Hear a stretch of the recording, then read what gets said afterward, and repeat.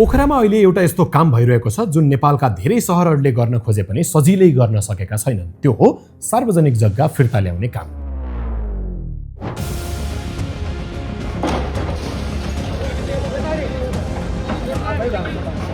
अब तपाईलाई एउटा प्रश्न गरौँ। नेपालको जुनसुकै क्षेत्रमा पनि सार्वजनिक जग्गामा बनेको अनाधिकृत संरचना हटाउनका निम्ति डोजर पुग्यो भने के हुन्छ? आन्दोलन हुन्छ, नाराबाजी हुन्छ, राजनीतिक दबाव आउँछ, अदालत पुग्छ र कहिलेकाहीँ झडप पनि हुन सक्छ। काठमाडौँका नदी किनारदेखि देशका विभिन्न सहरसम्म यस्तै दृश्य हामीले बारम्बार देखेका छौँ। तर अहिले पोखरामा भने अलिक फरक दृश्य देखिँदै आएको छ। डोजर भन्दा अगाडि संवाद पुगेको छ अनि यही कारणले गर्दा पोखराको चर्चा पनि भइरहेको छ। फिर्के खोला किनारका संरचना हटाउने विषय होस्, पृथ्वीचोक संस्थान क्षेत्रका भवनहरू हटाउने प्रक्रिया होस् वा अमरसिंह चौरका टहरा व्यवस्थापनको विषय, धेरै कामहरू ठुलो विवाद बिना नै अगाडि बढिरहेका छन्। अब यहाँ एउटा कुरा बुझ्नुपर्छ, यी सामान्य संरचना थिएनन्। कतिपय संरचना वर्षौंदेखि सार्वजनिक जग्गामा थिए, कतिपय संरचनासँग राजनीतिक पहुँच जोडिएको थियो, कतिपयलाई हटाउने कुरा वर्षौंदेखि उठ्थ्यो तर कसैले हात हाल्न सक्दैनथ्यो। किनभने राजनीतिक मूल्य चुकाउनु पर्थ्यो, निर्णय लिन साहस चाहिन्थ्यो। तर अहिले ती संरचनाहरू हटिरहेका छन्। अनि अझ रोचक कुरा के छ भने धेरै ठाउँमा मानिसहरू आफ्ना सामान आफै सारिरहेका छन्। नेपालको राजनीतिमा यो दृश्य अलि दुर्लभ दृश्य भनेर भन्दा पनि हुन्छ।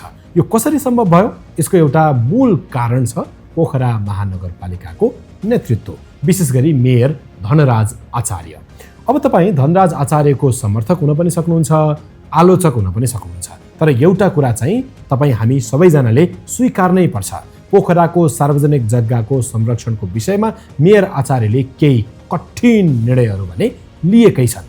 हाम्रो राजनीति प्राय उद्घाटनमा रमाउँछ, रिबन काट्ने कार्यक्रममा रमाउँछ, शिलान्यासका फोटोमा रमाउँछ। तर सार्वजनिक जग्गा खाली गर्ने काम त्यो लोकप्रिय विषय होइन। त्यो गर्दा मानिस रिसाउँछन्, मत घट्छ, राजनीतिक दबाव आउन सक्छ। यस्तो जोखिम उठाएर निर्णय लिनु सजिलो कुरा होइन। पृथ्वीचोक क्षेत्रलाई मात्र हेर्नुहोस्, विभिन्न राजनीतिक दल, निकट मजदुर सङ्गठन र सामाजिक संस्थाहरू वर्षौंदेखि सार्वजनिक जग्गामा बसेका थिए। सरकार फेरिए, नेता फेरिए, पार्टी फेरिए, तर ती संरचनाहरू त्यही सधैँभरि रहिरहे। किनभने सबैलाई थाहा थियो त्यहाँ राजनीतिक शक्ति जोडिएको छ। तर अहिले ती संरचनाहरू हटेका छन्। यसले एउटा महत्त्वपूर्ण सन्देश दिएको छ, कानुन लागू गर्न लाठी चाहिँदैन, सधैँ बल नै प्रयोग गर्नुपर्छ भन्ने छैन। यदि नेतृत्वमा इच्छा शक्ति छ भने संवादबाट पनि समाधान हुन सक्छ। अब कुरा गरौँ फिर्के खोलाको। फिर्के खोला पोखराको एउटा ठुलो सहरी चुनौती बनेको थियो।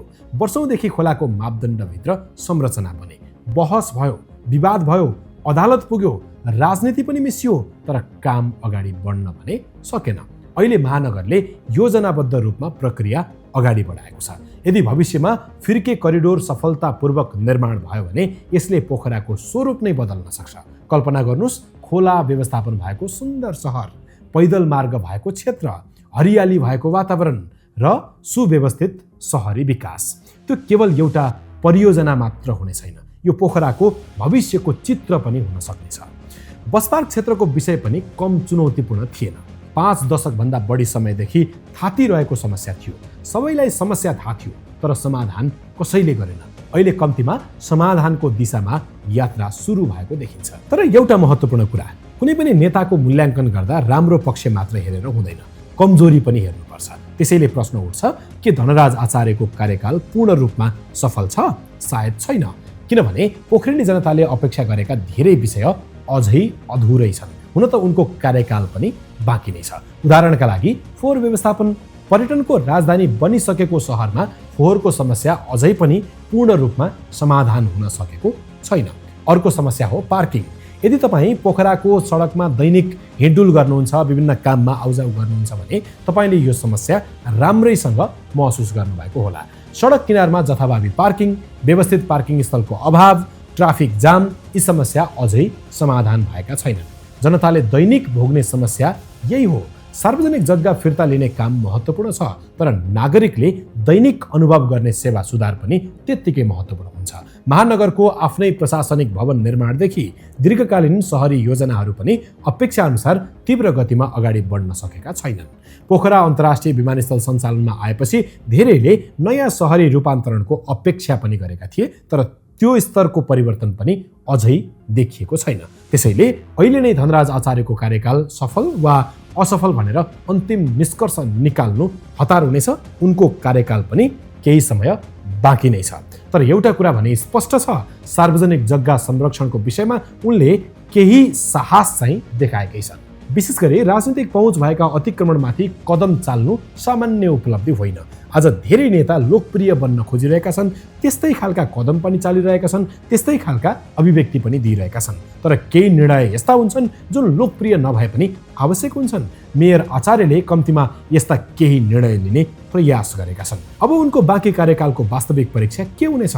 फिर्के खोला कहाँ पुग्छ? बस पार्क व्यवस्थापन के हुन्छ? सार्वजनिक जग्गा संरक्षणको अभियान कहाँ पुग्छ? फोहोर व्यवस्थापन सुधार हुन्छ कि हुँदैन? पार्किङ व्यवस्थित हुन्छ कि हुँदैन? ट्राफिक समस्या घट्छ कि घट्दैन? यी प्रश्नहरूको उत्तरले उनको नेतृत्वको अन्तिम मूल्याङ्कन गर्नेछ। अहिलेलाई एउटा कुरा भन्न सकिन्छ, नेपालका धेरै सहरमा डोजरले विवाद जन्माइरहेका बेला पोखरामा संवादले बाटो खोल्न थालेको छ र यदि यही शैलीलाई निरन्तरता दिन सकियो भने पोखराले केवल भवन र सडक मात्र बनाउने छैन, सुशासनको एउटा उदाहरण पनि निर्माण गर्न सक्छ।